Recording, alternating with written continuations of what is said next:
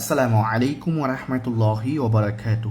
দাখিল ২৬ ব্যাচ, তোমরা কিন্তু এখন ভয়ে আসো যে ভাইয়া তাহকিক তো আমরা পারতেছি না, তাহকিক নিয়ে কি করা যায়। তো আজকে এই ভিডিওটা হয়তো ২০ থেকে ২৫ মিনিট হবে বা এর কম বেশ হতে পারে, কিন্তু তোমরা আজকের এই পার্ট থেকে যেগুলো শিখবা লাস্ট মুহূর্তে তোমাদের জন্য এগুলাই প্রয়োজন। আর ভাইয়ার যে শর্ট সাজেশন দিব, এই শর্ট সাজেশন অনুযায়ী যে কয়েকটা তাহকিক দাগায় দিব, এগুলাই দেখে যাইও, হয়তো এগুলা থেকে আল্লাহ সুবহানাহু ওয়া তাআলা কবুল করে ফেলবেন ইনশাআল্লাহ তাআলা। সো দেখো, আমরা শুরুতে কথা না বাড়িয়ে দেখি যে তাহকিক শব্দটার অর্থ কী। তাহকিক শব্দটার অর্থ আমরা জেনে রাখি যে তাহকিক অর্থ হচ্ছে ভাই শব্দ বিশ্লেষণ। দেখো, আমরা জানি তাহকিক এক জিনিস এবং তারকিব জিনিসটা আলাদা। আমরা অনেক সময় বলি না যে তারকিব, ওই তারকিব অর্থ হচ্ছে বাক্যকে বিশ্লেষণ করা, টু অ্যানালাইজ আ সেন্টেন্স। আচ্ছা, আর তাহকিক মানে হচ্ছে টু অ্যানালাইজ আ ওয়ার্ড, একটা ওয়ার্ডকে বিশ্লেষণ করা বা অ্যানালাইজ করা, সেটা হচ্ছে শব্দ বিশ্লেষণ। তো এই তাহকিক শেখার শুরুতে ভাইয়া জাস্ট ১ মিনিটে একটা ছক বুঝায় দেয় যেন তোমরা একটু বেসিক সহ বুঝে যাও, বা আসে না যে ধরেই যদি আমি তোমাদের কিতাবের দিকে চলে যাই তাহলে কিন্তু তুমি বুঝবা না। ওকে, তো দেখো, আমরা জানি যে কালিমা শব্দ, আরবিতে শব্দ কালিমা। তো দেখো, এই কালিমা ৩ প্রকার, এখানে ভুলে লিখে হয়েছে। আমরা জানি একটা প্রকারের নাম হচ্ছে ইসিম, আর একটা প্রকারের নাম হচ্ছে ফেইল, আর একটা হচ্ছে হরফ। আরবিতে শব্দ ৩ প্রকার। ঠিক এই জিনিসটাকে আমরা ইংলিশে বলি parts of speech. Okay, parts of speech এই শব্দের ক্যাটাগরিটা হচ্ছে ৮ প্রকার: noun, pronoun, adjective, adverb, verb, preposition, conjunction, interjection. আচ্ছা, আর বাংলাতে একে আমরা বলি, যেটাকে কালিমা পার্টস অফ স্পিচ, সেটাকে আমরা বাংলাতে বলতেছি পদ। এই পদ এর আমরা জানি ৫ প্রকার। সাধারণত আমরা পড়ছি ছোটোবেলা থেকে: বিশেষ্য, বিশেষণ, সর্বনাম, ক্রিয়া, অব্যয়। এখন এগুলো সব কিছু আমাদের দরকার নাই, কারণ কি আমরা বাংলা পড়তেছি না, ইংলিশ পড়তেছি, আমরা তো আরবি পড়তেছি। তো এর জন্য কী জন্য বুঝাচ্ছি, জাস্ট একটু পরে, জাস্ট মনে করো ৩০ থেকে ৪০ সেকেন্ড পরে তুমি বুঝে যাবা। তো দেখো, ইসিম, আরবিতে যে জিনিসটাকে ইসিম বলি, এখন আরবির পাওয়ারটা এইরকম যে ইসিম বলছে, আরে বেটা তোদের যে পাওয়ার আমার একার পাওয়ারই একা। বাংলাকে বলছে তোদের ৩টা পাওয়ার যে মিলে এটা আমার একার পাওয়ারই ১০০। মানে এইরকম একটা ক্ষমতা দেখাইছে। তার মানে ইংলিশের নাউন, প্রনাউন, অ্যাডজেক্টিভ, অ্যাডভার্ব এই ক্ষেত্র একত্রে আমরা আরবিতে এগুলাকে ইসিম দ্বারা মানে কি করতে পারি, মানে নামকরণ করতে পারি। আর পদকে বিশেষ্য, বিশেষণ, সর্বনাম এই ৩টাকে একত্রে আমরা আরবিতে ইসিম বলতে পারি। দেখছো, তার মানে আরবিটার কত পাওয়ার মজবুত। ওকে, আর যেটাকে আমরা আরবিতে বলি ফেইল, এইটা আবার ঠিক আছে, ইংলিশে একটাই, সেটা হচ্ছে ভার্ব, এবং পদ হচ্ছে ক্রিয়া। বুঝতে পারছো? আমরা জানি ফেইল এর অর্থ ক্রিয়া এবং ইংলিশে বলি ভার্ব। এই জিনিসটা বলছো। আর আরবিতে যেটাকে বলি হরফ, এটাকে আমরা ইংলিশে এসে বলি প্রেপোজিশন, কনজাংশন, ইন্টারজেকশন। এই ৩টার পাওয়ার মিলে একাই হচ্ছে হরফের পাওয়ার, আর নয়তো এটাকে আমরা বাংলায় বলি অব্যয়। এখন একটা জিনিস মাথা রাখবা শর্টকাট, যে আরবিতে হরফের কোনোদিন তাহকিক হয় না। হরফ কি? যেমন মনে করো বাও, তাও, কাফুল, আমো, যেমন হরফে যার আছে, হরফে মুসাবা, বিল, ফেইল আছে, ইন্না, আন্না, কা, আন্না, তো এগুলো তো হরফ। এখন ভাইয়া আমার কথা হচ্ছে একটা শব্দ, মানে যেটা একটা মানে অর্থ আছে, মানে যেটা বিভিন্ন স্থানে ব্যবহার হয়, কিন্তু হরফ এমন এক জিনিস, হরফ তুমি উল্লেখ করো, হরফ, হরফ এমন এক জিনিস যেটা অন্য কিছুর সাথে ব্যবহার হয়, সে নিজের অর্থ নিজে প্রকাশ করতে পারে না। তার মানে যেহেতু নিজের অর্থ নিজে প্রকাশ করতে পারেন, তাহলে একে বিশ্লেষণ করা যাবে ভাই না। সো এর জন্য হরফের তাহকিক হবে না, ইংলিশে এগুলা কাটা, এগুলা কাটা। তার মানে আমরা বাংলাও বুঝে গেলাম, ইংলিশটা বুঝলাম। তার মানে তাহকিক হয় কিসের? ইসিমের অথবা ফেইলের, ইসিমের অথবা ফেইলের, ইসিমের অথবা ফেইলের। বুঝতে পারছো ভাইয়া? আচ্ছা, তোমাদের পরীক্ষার মধ্যে যে তাহকিক আসবে কুরআনে, এখানতে তাহকিক যতটা অ্যান্সার করতে হয় এই 2টা ক্যাটাগরিতে থাকে, হয় শব্দটা ইসিম হয়, নয়তো ফেইল হয়। ভাইয়া তোমাদেরকে একদম শর্টকাট হইতে দেখাবো যে ইসিমের তাহকিক কিভাবে হবে, ফেইলের তাহকিক কিভাবে হবে। বুঝতে পারছো? সো এখানে এই শীটটার মধ্যে ভাই লিখে রাখছে তাহকিক শুধুমাত্র ইসিম ও ফেইলের মধ্যে হয়, হরফের কখনো তাহকিক হয় না, কারণ হরফের কোনো নিজের শর্ত নেই।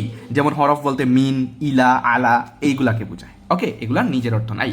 সো আশা করি বুঝে গেল। তার মানে বলো ভাইয়া, আজকে থেকে কেউ যদি জিজ্ঞেস করে, মনে করো এটা আজকে ক্লাসটা শুধুমাত্র ট্রিকি না, এটা তোমার জন্য অনেক দরকারি ছিল, তুমি নিজেই বলবা ক্লাসটা সম্পূর্ণ করো। তার মানে বলো তাহকিক হয় কিসের? হয় ইসিমের, নয়তো ফেইলের। সো চলো আমরা যখন জেনে নিব শর্টকাট হইতে ইসিমের তাহকিক কিভাবে করতে হয়, কিভাবে চিনবো, ফেইলের তাহকিক কিভাবে হয়, কিভাবে চিনবো, তাহলেই আমার হয়ে যাবে। বুঝতে পারছো ভাইয়া?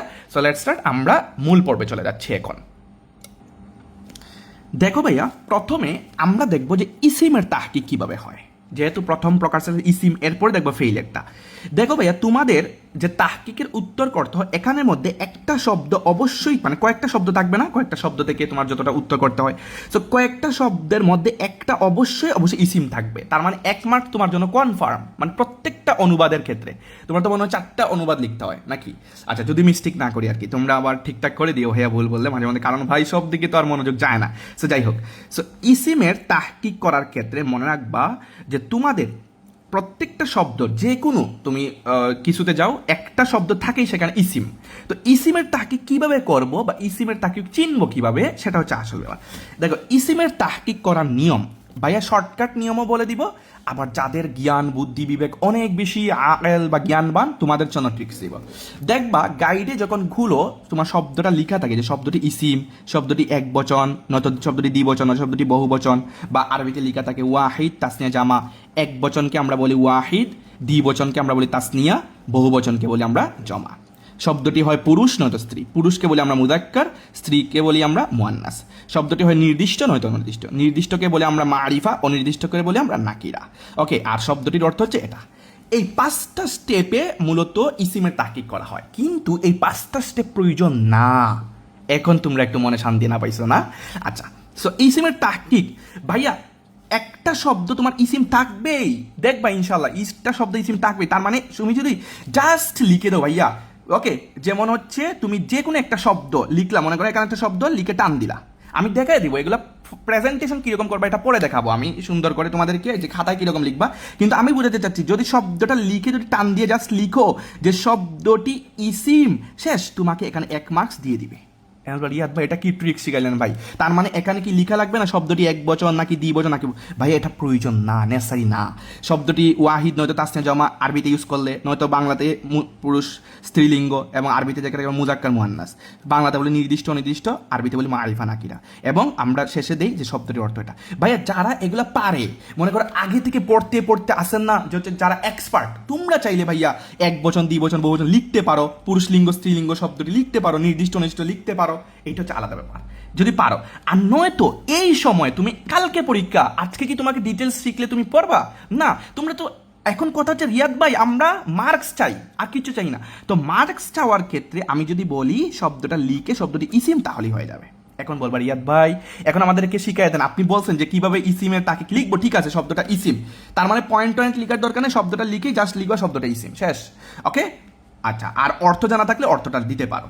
আচ্ছা, এখন ইসিম চিনতে হবে না, কারণ ওইখানের মধ্যে তো তার মানে ইসিমের সাথে পাশাপাশি আর কিসের তাকে করে শিখছিলাম, ফেইলের, তো সেটা তো ফেইলও হতে পারে। এখন আমি বুঝবো কিভাবে শব্দটা ইসিম? ইসিম চেনার উপায় হচ্ছে শব্দের শুরুতে আলিফলাম হওয়া।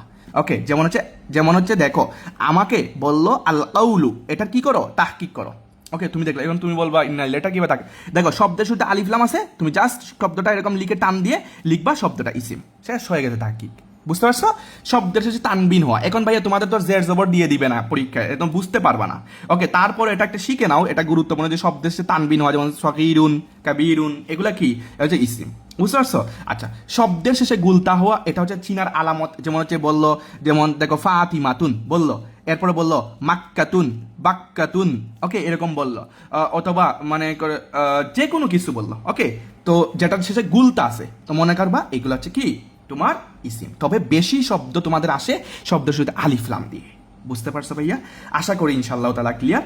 এখন ভাইয়া ডিটেলস ক্লাসে এগুলো হচ্ছে আমরা পরবর্তী হায়ার লেভেলে তোমাদেরকে দেখাবো যে কিভাবে আসলে এক বচন দ্বিবচন বহুবচন চিনতে হয়, পুরুষ লিঙ্গ স্ত্রীলিঙ্গ চিনতে হয় নির্দিষ্ট। এগুলো যদি এখন আলোচনা করি তাহলে তোমাদের মাথা পুরো হ্যাং হয়ে যাবে, তোমাদের আর শিখতে ইচ্ছা করবে না। বুঝতে পারছো?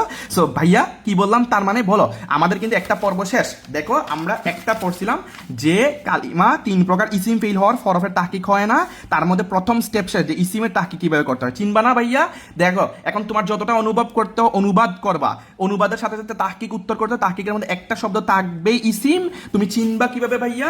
চিনার আলামত দেখবা, শব্দের শুরুতে আলিফলাম আছে কিনা লিখে দিবা শব্দটা ইসিম, শব্দের সে গুলতা আছে কিনা লিখে দিবা ইসিম। বুঝতে পারছো ভাইয়া? আর আমি তো তোমাদেরকে শর্ট সাজেশন দিব, শর্ট সাজেশনের পাশাপাশি তো তাহকিকও দাগায় দিব। ওই তাহকিকগুলো থেকে যদি ভাইয়া মনে করো 1-2টা দেখছো নিয়ম আলাদা, যেগুলো ইসিম চিনার উপায় এখানের মধ্যে নাই, তুমি খাতার মধ্যে পাশে লিখে রাখো যে এই শব্দটা এই কারণে ইসিম হয়েছে, মানে গাইডের মধ্যে উত্তর সহ দিব ভাইয়া, তখন তুমি কিন্তু ইজিলি বুঝতে পারবা। বুঝতে পারছো ভাইয়া? আশা করি ইনশাল্লাহ ক্লিয়ার। তার মানে একদম শর্টকাট হইতে ইসিমের তাহকিক ফিনিশ। বলো আলহামদুলিল্লাহ, আলহামদুলিল্লাহ, আলহামদুলিল্লাহ। যে তাহকিকটা নিয়ে বসেছিলা দেখো ইজিলি ভাইয়া শেষ করে দিছি। সো চলো এখন আমরা দেখবো ফেইলের তাহকিক কিভাবে। ফেইলটা একটু হার্ড আছে, তোমাদেরকে একদম ইজি করাই দিব। চলো ফেইলের পার্টে হয়তো 10 থেকে 15 মিনিট লাগবে, এরপরে তাহকিকের ক্লাসটা খাতাম এবং তুমি ইজিলি তাহকিককে তুমি ইজিলি মার্কস পেয়ে যাবে ইনশাআল্লাহ। শুকরান। চলো আমরা চলে যাচ্ছি পরবর্তী পার্টে। দেখো ভাইয়া জেনে রাখো যে ইসিমের তাহকিক শেষে আমরা কিন্তু আরেকটা পর্ব পাইলাম, সেটা হচ্ছে ফেইল। ওকে, যে ফেইলের তাহকিক কিভাবে করবো ভাইয়া, এই ফেইলের তাহকিকটা নিয়েই তোমাদের চিন্তা এবং তোমার মাথায় যত জল্পনা কল্পনা। কারণ কি ভাইয়া, ফেইলের তাহকিকের জন্য 7টা স্টেপ আমাকে শিখতে হয়, কিন্তু এখন ভয় পাওয়া যাবে না, কারণ রিয়াদ ভাই আছে যেখানে, আমরা আছি সেখানে। তো দেখো ফেইলের তাহকিক করার জন্য প্রথমে আমরা দেখবো সিগা, বহস, বাব, মাসদার, মাদ্দা, জিন্স, মানা। 1টা 2টা 3টা 4টা 5টা 6টা 7টা স্টেপে আমাকে ফুলফিল করলে একটা শব্দকে, তখন আমার এটা ফেইলের তাহকিক হয়। এখন সিগা কিভাবে চিনবো, বহস কিভাবে চিনবো, বাব কিভাবে চিনবো, মাসদার কিভাবে চিনবো, মাদ্দা কিভাবে চিনবো, জিন্স কিভাবে চিনবো, মানা কিভাবে চিনবো, ভাই একদম শর্টকাট হয়তো তোমাদেরকে শিখিয়ে দিব। তোমরা জাস্ট এতটুকু মাথা রাখবা, কারণ এখন ভাইয়ের সময় নাই। তোমাকে জাস্ট মাথায় এটা রাখতে হবে যে আমার তাহকিকে মার্কস পাওয়া হচ্ছে আসল। আমার মানে মানে একদম একুরেটলি তত্ত্ব এখন ডিটেলস একদম চাই না, উল্টায় ফেলবো, ওইটা আমার এখন না ভাই। নলেজ অর্জন করা টাইম একটা, আর হচ্ছে আমার মার্কস উড়ানোর টাইমই হচ্ছে আরেকটা। আজকালকে তোমার পরীক্ষা, আজকে তো তোমার আর 5 ঘন্টা ক্লাস করলে হবে না। সো চলো আমরা দেখবো যে ফেইলের তাহকিকের এক একটা পার্টের জন্য কিভাবে সিগা বা বহস, বাব, মাসদার, মাদ্দা, জিন্স, মানা। আবার অনেকে আসে এখান থেকে বাব পারবা না, অনেকে আছে মাদ্দা পারবা না, অনেকে আছে জিন্স পারবা না, বা অনেকে আছে সিগা বহস বাদ দিয়ে দিতে চাইবে। এখন বাদ দিলে হয় কিনা আসলে, মানে কয়টা বাদ দিতে পারবা 7টার মধ্যে, বা 7টার মধ্যে কয়টা লিখলে, কয়টা স্টেপ লিখলে, কোন কোন স্টেপ লিখে মার্কস পাবা, ভাইয়া এভরিথিং তোমাদের সামনে বলে দিচ্ছি। ভাইয়া দেখো এখানে প্রথমে দেখছো যে জিন্সের আলোচনা। জিন্স কি দেখো ভাইয়া, আমরা সিগা, বহস, বাপ, মাসদার, মাদ্দা, জিন্স, মানে এর মধ্যে জিন্সটা হচ্ছে আসল। তোমরা জিন্স নিয়ে কিন্তু অনেক প্যারায় থাকো, মানে অনেক কিছু তুমি পাবা। দেখবা ওইখানের মধ্যে মানে লিখা আছে যে জিন্স হচ্ছে তোমার মুজাফ, লিখা আছে মাহমুজ, লিখা আছে সহি, লিখা আছে মুজাফে সুলাসি, মুজাফে রুফাই, মুআতালেফা, মানে এত প্যারা। মানে ভাই আমার আজকের ক্লাসের মূল কথা এটাই, যে স্টুডেন্টটা আগামীকাল পরীক্ষায় বসতে যাচ্ছে সে কি আসলে মার্কস পাবে কিনা। আমি এখানে ডিটেলস শিখাতে আসি নাই, এটা আমি এই ভিডিওতে বলে দিচ্ছি। তোমরা অনেকেই বলতে পারো যে রিয়াদ ভাই এরকম লিখলে কি মার্কস দিবে? ভাইয়া আমি তো ওইটাই চেষ্টা করতেছি যে শর্টকাট ট্রিকি ওইতে কিভাবে শেখানো যায়, বুঝছো? কারণ আগামীকাল যে একটা স্টুডেন্ট সে এতদিন তাহকিক শিখলো না, আজকে আমি তাকে 5 ঘন্টা ক্লাস দিলে সে পারবে না। আজকে তাকে আমি 10টা লেকচার দিলেও পারবে না। আমি তো দিতে পারতাম পার্ট বাই পার্ট 5 থেকে 6টা আমি আলোচনা করতে পারতাম, কিন্তু তুমি মাথা দিয়ে কুলাতে পারবে না। কারণ কি কালকে তোমার বোর্ড পরীক্ষা, আজকে কি তুমি এখানে টাইম দিলে হবে না? বরং শর্টকাট ট্রিকে ওইতে কি ফলো করবা, কোনো একটা বিপদে পড়ে গেলে তখন কি করবা, এটা হচ্ছে কথা। দেখো ফেইলের আলোচনার মধ্যে তার মানে একটা হচ্ছে জিন্স। এই জিন্সের আমরা নিয়মটা শর্টকাট দেখবো। দেখো ভাইয়া এই জিন্স মূলত হরফ নিয়ে আলোচনা করে। প্রথমে বলে দিচ্ছি জিন্স কি করে, হরফ নিয়ে আলোচনা করে। মানে কি একটা শব্দের মধ্যে, যেমন মনে করো আমরা একটা শব্দ বললাম আল আউলু, ওকে আল আউলু। এখন এখানের মধ্যে শব্দ কি, এই আলিফলাম, এটা হচ্ছে এক্সট্রা। মূল শব্দ কি, এখানে পাইলাম কাফ ওয়াও লাম। এখন এই শব্দের মধ্যে, মানে এই শব্দের মধ্যে অক্ষর কি, কাফ ওয়াও লাম। বুঝতে পারছো? এই কাফ ওয়াও লাম যে সব বর্ণ, এই বর্ণগুলা কি জাতীয় বর্ণ? এখানে কি বেজাল বর্ণ নাকি অবেজাল বর্ণ, মানে বেজাল না এমন বর্ণ? এই বর্ণগুলা নিয়ে আলোচনা করে, এই যে হরফ নিয়ে আলোচনা করে। আর এই হরফের আমরা বলতে পারি এটাকে মাদ্দা। ওকে, এটার মধ্যে একটা তাহকিকের মধ্যে একটা পার্ট আছে মাদ্দা, এটা আমরা একটু পরে দেখবো। মাসদার, আর মাদ্দা কিভাবে আমরা চিনবো, মাসদার থেকে চিনবো, এটা আমরা একটু পরে দেখবো। কিন্তু জিন্স কি, হরফ নিয়ে আলোচনা করে। তার মানে আমার হরফের দিকে তাকানোটাই হচ্ছে আসল। মানে এটাতে আমি কি বুঝাইলাম, জিন্স মূলত হরফ নিয়ে আলোচনা করে। লিখার কারণ কি, কারণ হচ্ছে আমি এটা বুঝানো যে জিন্স মূলত হরফের দিকে তাকায়, শব্দের দিকে তাকায় না। শব্দের দিকে তাকাবে না, শব্দের দিকে তাকাবে, ওই শব্দের ভেতরে কি আছে ওইটাই সে দেখবে। বুঝতে পারছো? আচ্ছা, তো এর জন্য এখন হরফটা 2 রকমের হয়। মানে হরফ চিনে ফেললেই তো আমার জিন্স চিনা হয়ে যায়, ঠিক না? যেহেতু হরফ নিয়ে আলোচনা করে, এখন এই হরফটা মূলত 2 রকমের হয়। একটা হচ্ছে হরফে সহি, আর নয়তো হরফে ইল্লত। এই দুটা কথা মাথা রাখতে ভাইয়া। ভাইয়া আমাকে বলো যে তুমি এই দুটা কথা মাথা রাখতে পারবা কিনা, তাহলেই তোমার জিন্সের আলোচনা শেষ। এখন বলবো রিয়াদ ভাই কি শিখালেন ভাই, ম্যাজিক? হ্যাঁ ভাই এগুলো ম্যাজিক। দেখো সহি কি আর হরফে ইল্লত কি। সহি হচ্ছে মূল অক্ষরে ওয়াও, আলিফ, ইয়া, হামজা ছাড়া এবং সমজাতীয় অক্ষর ছাড়া সবগুলো হরফে সহি। বুঝতে পারছো আমার কথা? মানে আমরা বলি না জিন্স সহি, ওকে, জিন্স কি বলি দেখবা অনেক পাশে তোমাদের গাইডের মধ্যে লেখা আছে যে অনেক শব্দের পাশে যে জিন্স হচ্ছে সহি। এই সহিটা কি জন্য? কারণ এটা হরফে সহি। হরফে সহি কেন? কারণ হরফে সহির মধ্যে কোনো তার রুগ নাই, রুগ বালাই নাই। এখন তার রুগ কি? রুগ হচ্ছে ওয়াও আলিফ ইয়া, এরকম শিখো। ওয়াওই, এটাকে আমরা কি বলি? ওয়াওই। এই ওয়াওই থাকাটা হচ্ছে হরফ, ওয়াও আলিফ ইয়াটা হচ্ছে থাকা হরফ, হামজা সরি রুগ, হামজাটা থাকা হচ্ছে রুগ, এবং সমজাতীয় অক্ষর, সমজাতীয় অক্ষর মানে রা রা দুইবার থাকলো, এটা একটা রুগ। বুঝতে পারছো? আচ্ছা, তো এই ধরনের মানে রুগ ছাড়া বাকি যত কিছু পাবো আমি সবগুলো হচ্ছে হরফে সহি। মানে কি লিখবো? জিন্স সহি। বুঝতে পারছো ভাইয়া?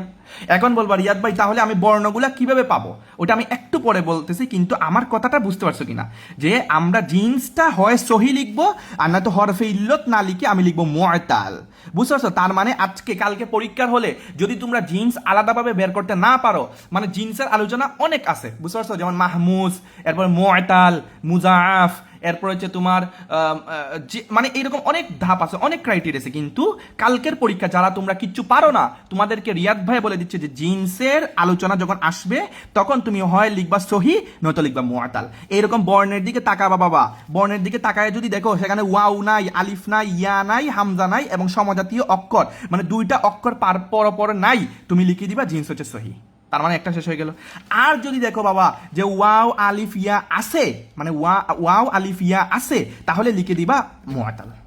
আমার কথাটা বুঝতে পারছো ভাই? হরফে ইল্লত লিখার দরকার নাই, কারণ হরফে ইল্লত বলা হয় এই তিনটাকে, কিন্তু হরফে ইল্লত লিখার দরকার নাই, তুমি লিখবা মুআতাল। এই মুআতাল মানে এই ইল্লতকে বোঝায়। বুঝতে পারছো? আচ্ছা, বুঝতে পারছো কিনা আমার কথা? আশা করি ইনশাল্লাহ বুঝতে পারছো। আচ্ছা, এখন আমার কিভাবে সহি, যেমন আজকে তোমাদের সামনে একটু উদাহরণ দিই। যেমন আমার যেমন হচ্ছে শব্দটা মনে করো আন্নাসরু, আন্নাসরু। ওকে, তো আন্নাসরু শব্দের মধ্যে আলিফ লাম এগুলো তো এক্সট্রা আছে, মানে আমি এগুলা সহ একটু উচ্চারণ করার জন্য, কিন্তু মূল অক্ষর কি? মূল অক্ষর হচ্ছে নুন সোয়াদ সরি এরপর রা। তো নুন সোয়াদ রা এর মধ্যে কি দেখো তো ওয়াও আলিফিয়া আছে? নাই। হামজা আছে? নাই। সমজাতীয় অক্ষর পারপর আছে? নাই। এই তিনটা অক্ষর আমি বলবো আন্নাসরু শব্দটা জিন্স সহি। বুঝতে পারছো? তো এইরকম আর কি আমি বুঝাচ্ছি। যেমন হচ্ছে এখন বলো কারুমা। ওকে, এখন বলো তো এটা জিন্স সহি নাকি মুআতাল? বলতে হবে সহি। কারণ কি? এখানে কাফ আছে, রা আছে, মিম আছে। তো এর মধ্যে কি ওয়াও আলিফি আছে? নাই। হামজা আছে? নাই। সমজাতীয় অক্ষর আছে? নাই। সমজাতীয় মানে পরপর দুইটা অক্ষর সমজাতীয় আর কি, মানে একই রকম আছে? নাই। তার মানে এটা হচ্ছে সহি। বুঝতে পারছো ভাইয়া? আচ্ছা, আমি যদি বলি যে কালা, দেখো তো ভাইয়া কালা, এখন কালা কি বলো, আমার সাথে প্র্যাকটিস করো, বলো কাটা কি সহি নাকি মুআতাল? বলতে হবে ভাইয়া মুআতাল। কারণ কি? এই যে দেখো আলিফ আছে আপাত দৃষ্টিতে, কিন্তু এটার মূল শব্দ হচ্ছে মানে কাওয়ালা। ওকে, মূল শব্দ হচ্ছে কাওয়ালা, কিন্তু এই যে কাওয়ালা ভাঙলেও ওয়াও পাবা, এখানে ভাঙলেও হবে আলিফ পাবা। তো এখন কি আমরা জানি ওয়াও আলিফ ইয়া থাকা হচ্ছে তোমার কি মুআতালের কাজ, এর জন্য ওয়াও আলিফ ইয়া থেকে আমি পাইছি, এর জন্য বলতেছি এটা কাওয়ালা হচ্ছে মুআতাল। বুঝতে পারছো ভাইয়া? এখন আমি বললাম দেখো তোমাদের পরীক্ষা এরকমই পাবা সাআলা, তোমাদেরকে এত কঠিন কঠিন শব্দ দিবে না। আমি বললাম সাআলা, বলো তো এটা কি ভাইয়া, এটা কি বলো সহি নাকি মুআতাল? বলতে হবে মুআতাল। কারণ কি? এই যে দেখো উপরে হামজা আলিফ আছে, দেখছো সিনের পরে আলিফ আছে, লাম আছে, তার মানে ওয়াও আলিফ ইয়া, এই যে আলিফ আলিফ টাকাটা মানে কি মুআতাল, হরফে ইল্লত মানে হচ্ছে মুআতাল। বুঝতে পারছো ভাইয়া? ভাইয়া আমার এই আজকে এই পার্টটা বুঝতে পারছো কিনা? তার মানে ভাইয়া দেখো আমার সিগা বহস বাব মাজদার মাদ্দা জিন্স মানা এর মধ্য থেকে জিন্সের আলোচনা শেষ। তার মানে জিন্সের আলোচনা আসলেই আমি শব্দের দিকে তাকাবো, মানে শব্দের মূল বর্ণগুলো তাকাবো। এখন মূল বর্ণ কিভাবে আমি একটু পরে বুঝাচ্ছি, বাট আমি মূল বর্ণের দিকে তাকালে আমি বুঝতে পারবো সেখানে কি কি বর্ণ আছে। যদি আমি ওয়াও আলিফ ইয়া, এই যে আবার লিখে দিচ্ছি ওয়াও আলিফ ইয়া এই তিনটা, এবং হামজা, এবং হচ্ছে যদি দেখো যে সমজাতীয় অক্ষর পাওয়া যায়, তো এই তিনটা ক্যাটাগরি যদি পাওয়া যায় তুমি মনে করবা এগুলো হচ্ছে মুআতাল। আর নয়তো তুমি বলবা যদি না পাওয়া যায় তাহলে বলবা সহি। বুঝতে পারছো ভাইয়া? আশা করি ইনশাআল্লাহ তাআলা ক্লিয়ার এবং তোমাদের কাছে। আচ্ছা, এখন আসি মানাটা তোমাদেরকে শিখাই দেই। দেখো মানাটা হচ্ছে ভাইয়া তুমি যে শব্দটা আছে তোমাকে যে তাহকিক করতে দিবে যে শব্দটা, ওই শব্দটার অর্থের অনুবাদ কিন্তু তুমি তোমার টেক্সটের মধ্যেই লিখে আসছো। তোমাদের কি অনুবাদ লিখতে হয় না ভাইয়া? হ্যাঁ, সূরা বাকারা আছে, সূরা আলে ইমরান আছে, অর্থের অনুবাদ সরি তোমার উপরে টেক্সটের আয়াতের অনুবাদ লিখতে হয় না? তো ওই আয়াত থেকেই তো একটা শব্দ নিয়ে আইনা বলবে তাহকিক করার জন্য। তাহকিক তো আয়াতের বাহিরে কোনো শব্দ দিবে না, ওই তাহকিকের ভেতরে সরি ওই মানে আয়াতের ভেতর থেকে যে কোনো একটা শব্দ আইনা তোমাকে বলবে এটা তাহকিক করো, ঠিক না? তো ওই শব্দটার উপরে তো ভাইয়া তুমি অনুবাদ লিখছো, তুমি একটু খেয়াল করে দেখবা যে ওই শব্দটার অনুবাদ কি লিখছো তুমি মূলত, মানে একদম ভাইয়া তো শর্টকাট সাজেশন দিব একটু পরে কিছুক্ষণ পরে, এগুলো মাত্র কয়েকটা দেখে যাবা। তো এর মধ্যে এই শব্দ যেটা আসবে, যেমন যে কোনো একটা শব্দ বললো, দেখবা তুমি আসলে ওই অনুবাদের দিকে তাকাবা, যে তুমি তোমার খাতার মধ্যে যে লিখছো যে এই শব্দটার অনুবাদে একটু কি কি বুঝাচ্ছে, মানে একটু আইডিয়া করবা ভাইয়া। অন্তত এটা বোর্ড পরীক্ষা না, তো অন্তত তোমার 3টা ঘন্টা সময় আছে, তুমি কি লিখবা, তোমার তো একটু মার্কস পাইতে হবে। সো এর জন্য তাকায়া তুমি যে শব্দের অনুবাদ যেটা লিখছো ওইটাই তুমি মানা হিসেবে বসায় দাও, বুঝতে পারছো? হাতে আমি বলবো না যে এখানে তোমার অনুবাদটা ঠিক রাখতে হবে, অনেক কিছু এখানে ভাই অনেক কিছু আছে, বুঝতে পারছো? কারণ এগুলা ডিটেলসে ঘন্টার পর ঘন্টা আলোচনা করা যায়, কিন্তু আজকে তো আমার কথা হচ্ছে ট্রিকি ভাবে শেষ করা। তো এর জন্য হচ্ছে ভাইয়া তোমাদেরকে শিখিয়ে দিলাম মানাটা। তার মানে কয়টা হয়ে গেল? জিন্স হয়ে গেল, মানা হয়ে গেল, বুঝতে পারছো ভাইয়া? আচ্ছা, এখন মাদ্দার দিকে আসো। মাদ্দাটা কিরকম আমরা তোমাদেরকে শিখাতে পারি। সো চলো ভাইয়া তোমাদেরকে একদম ট্রিক্সের সাথে আমি দেখায় দেই। আচ্ছা, এখানের মধ্যে এখন আমরা দেখব যে আসলে মাদ্দা শিকার আগে মাসদারটার দিকে একটু লক্ষ্য করি, তাহলে আমরা মানে মাদ্দারটা পেয়ে যাব, বুঝছো? মনে রাখবা যে মাসদার থেকেই মাদ্দা বের করা সহজ, এর জন্য আগে মাসদার এরপরে মাদ্দা। তো চলো মাসদারটা আমরা ট্রিকি ভাবে দেখি। যে দেখো ভাইয়া, এখন ভাইয়া তোমাদেরকে একটু আগেই বলছিলাম যে আমরা জিন্স দেখছি, মানা দেখছি, এখন আমরা আগে মাসদার দেখবো, এরপর মাদ্দাটা দেখবো। দেখো মাসদারের আলোচনাটা একটু দেখো ভাইয়া, তোমাদের জন্য একদম ট্রিকি হিসেবে লিখে দিছি যে যেগুলা মানে মাসদার মানে কি? মাসদার মানে হচ্ছে ভাইয়া যে একটা মানে ক্রিয়ামূল, মানে যেখান থেকে শব্দটা আসলে মূলে কি ছিল, এটা হচ্ছে মাসদার। ওকে, মাসদার, বুঝতে পারছো? মানে এই শব্দটা মূলে কি ছিল, বুঝতে পারছো? তো ওইটা হচ্ছে তোমার মাসদারটা একটু মুখস্থ করতে হবে। তোমরা জানো যে হচ্ছে আমরা যখন বিভিন্ন কিতাবাদি পড়ছি, অ্যারাবিক সেকেন্ড পেপার বা হচ্ছে বিভিন্ন তামরিনাত করছি, তখন কিন্তু আমরা বিভিন্ন শব্দগুলা পাইছি এরকম যে যেগুলার মূল খাসিয়ত কি বা মূল বৈশিষ্ট্য কি, মূল উৎপন্ন সময় শব্দটা কিরকম ছিল, বুঝতে পারছো?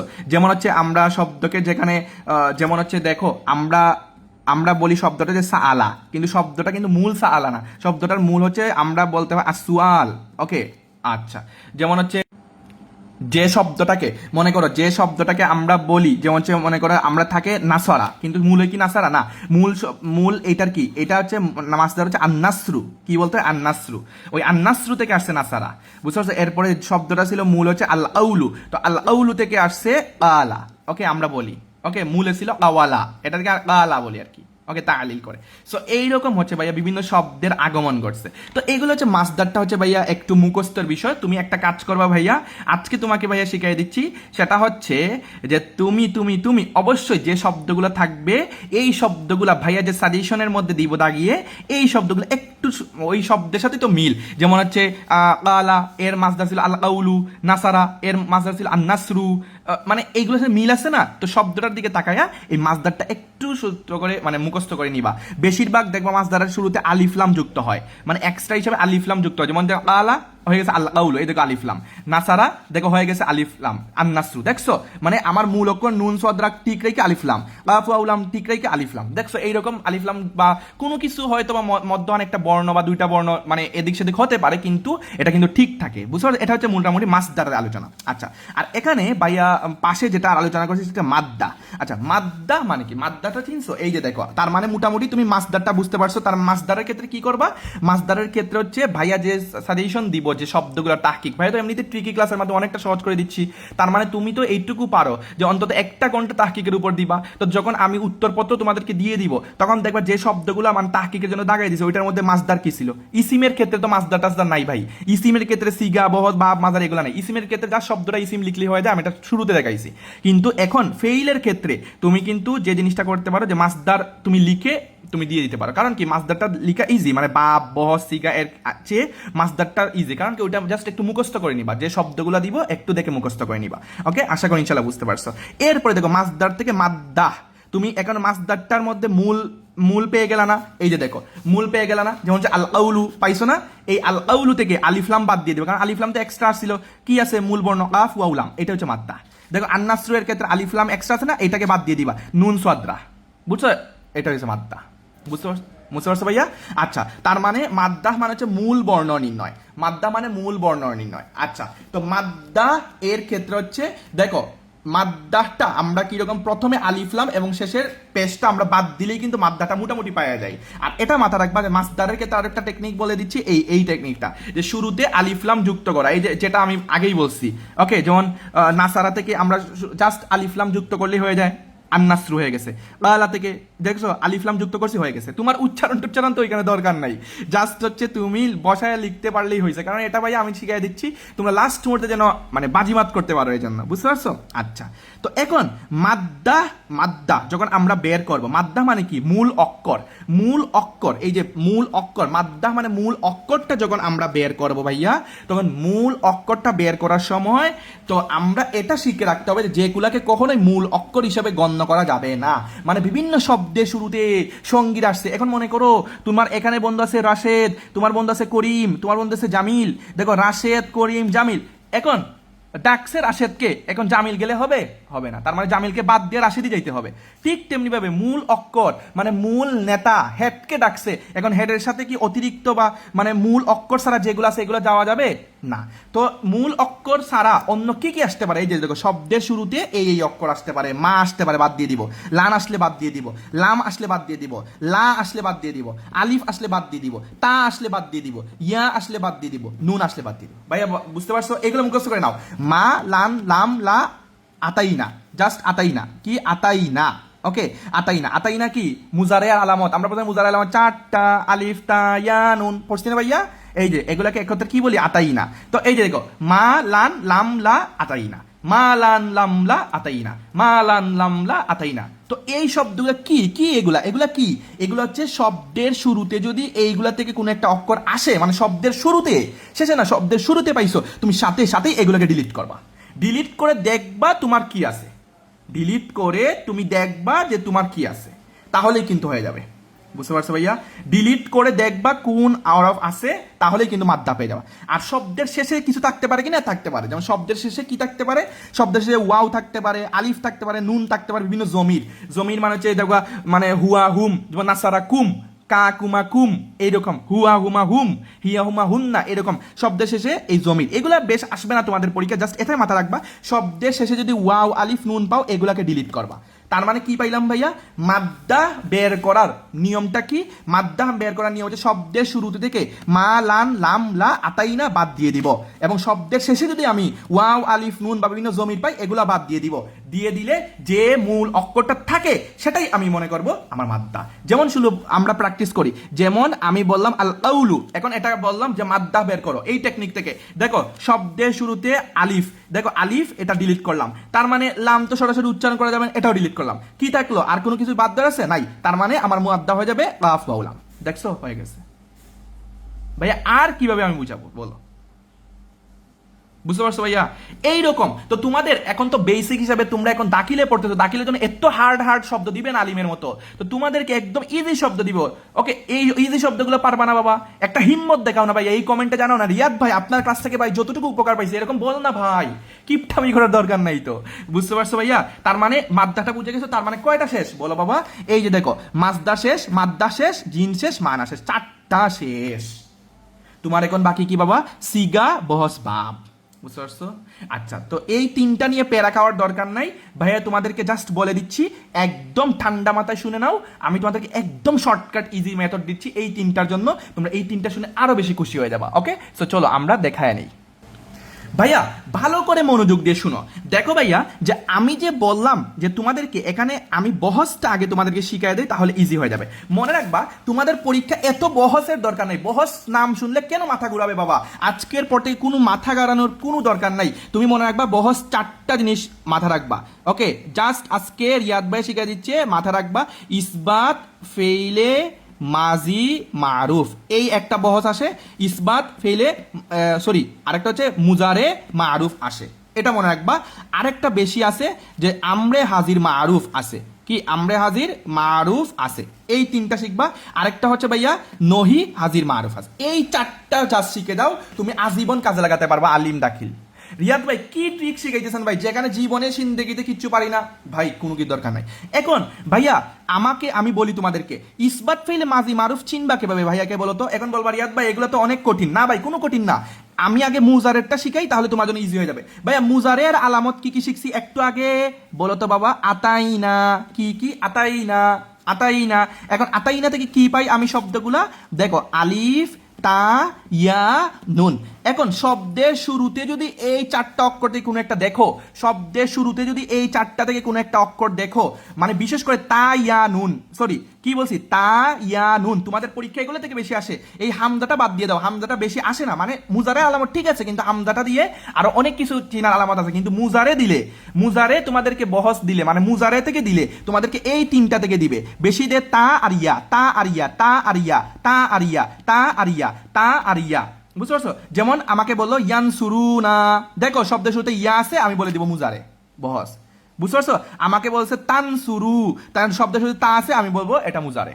দেখছো ভাইয়া কতটা ইজি? তার মানে তা ইয়া নুন দ্বারা, যেমন হচ্ছে নাফআলু, নুন আছে সেটা আমি বলে দিব মুজারে। তার মানে দেখো ভাইয়া, এই আলিফ তা ইয়া নুন, এই চারটা অক্ষরের মধ্যে তা ইয়া নুন বিশেষ করে যদি কোনো শব্দ স্টার্ট হয়, আমি লিখে দিব ইসবাত ফেলে মুজারে মারুফ।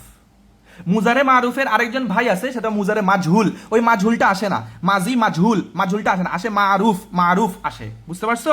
তার মানে মুজারে মারুফ।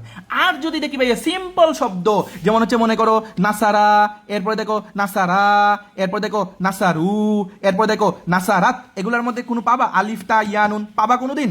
আচ্ছা না, তার মানে আলিফ তা ইয়ান মানে শব্দের শুরুতে এগুলো পাবা, পাবা না, তার মানে এগুলা কি বলতে হবে ইসবাত ফেলে মাজি মারুফ। এই হচ্ছে দুইটা ক্যাটাগরি। আর আমরে হাসির মারুফটা আরো ইজি, তুমি জাস্ট শব্দের কয়েকটা প্যাটার্ন জেনে রাখবা, যেমন উনসুর, উনসুরা, উনসুরু, উনসুরি, উনসুরা, উনসুরনা, বুঝতে পারছো? এইরকম জাস্ট এই 6টা গর্ডান জেনে রাখবা আমরে হাজির মারুফের ক্ষেত্রে। তোমাদেরকে বারবার বলতেছি, আমরে হাজির মারুফটা তোমরা বেশি পাবা, আমরে হাজির মারুফ আর ইসবাত ফেলে মুজারে মারুফ, এই দুটাতেই বেশি পাবা তোমরা পরীক্ষার হলে, বুঝতে পারছো? আর তোমাদেরকে একটা বলতে, আর নহি কি, নহি হচ্ছে কোন শব্দের শুরুতে লা দেখতে, ওকে, কোন শব্দের শুরুতে লা দেখলে, কোন শব্দের শুরুতে লা দেখলে নহি হাজির মারুফ।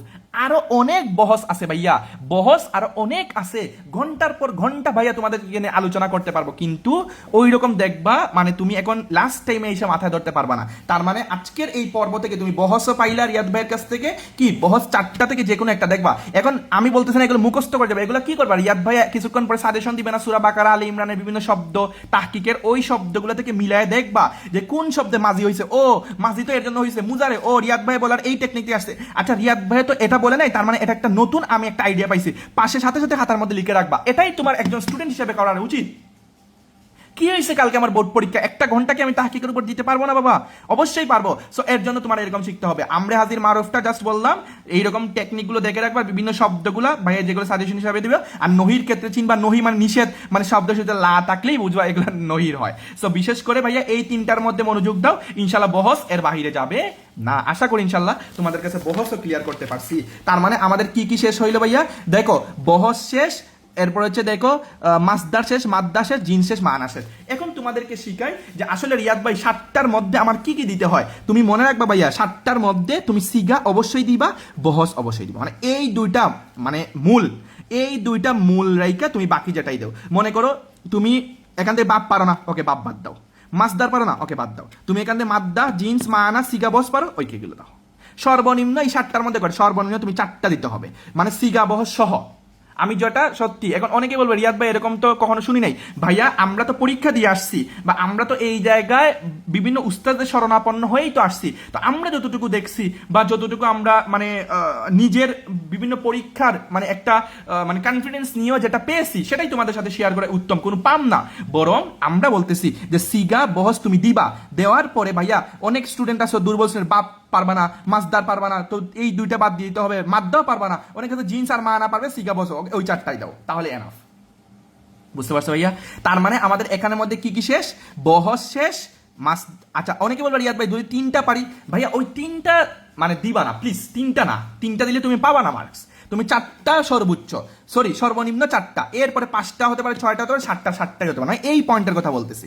তো এর জন্য আমরা কি কি শেষ করলাম? বহস শেষ করলাম, মাসদার, মাদ্দা, জিন্স, মানা শেষ করলাম। ভাইয়া এইরকম একটু আজকের ক্লাসটা করছো না, এখন তো খাতার মধ্যে কিছু হলো লিখছো, এই খাতার মধ্যে লিখার পরে তুমি যখন ভাইয়ার শীট থেকে পড়বা বিভিন্ন শব্দগুলো, তুমি দেখবে ইজিলি তুমি বুঝে গেছো, ইজিলি বুঝতে গেছো। হয়তো 1-2টা নিয়ম ভিন্ন থাকতে পারে, তুমি নাও বুঝতে পারো, ওইগুলো একটু স্কিপ করবা, বা হচ্ছে যেগুলো কঠিন শব্দ এগুলো স্কিপ করার দরকার নাই, ভাইয়া যেগুলো দাগাই দিছি এগুলো থেকে প্র্যাকটিস করবা। বুঝতে পারছো ভাইয়া?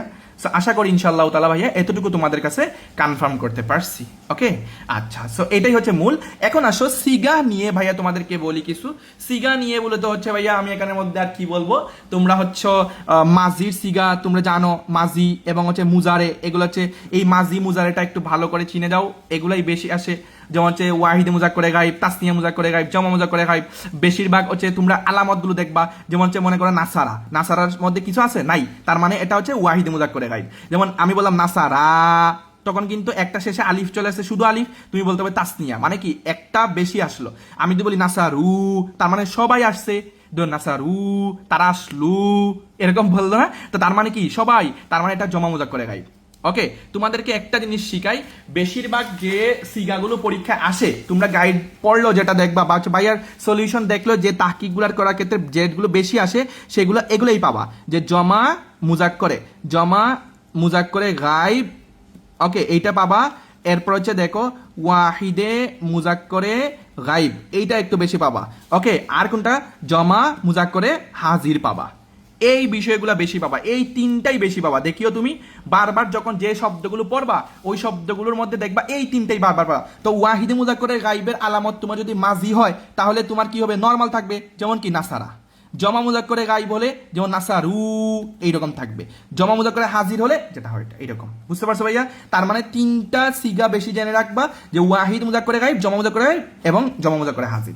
এবং তোমাদের যে বিভিন্ন কিতাবাদি থাকলেও সামনে তোমরা দেখতে পারো বা গুগল সার্চ দিলে তো পাওয়া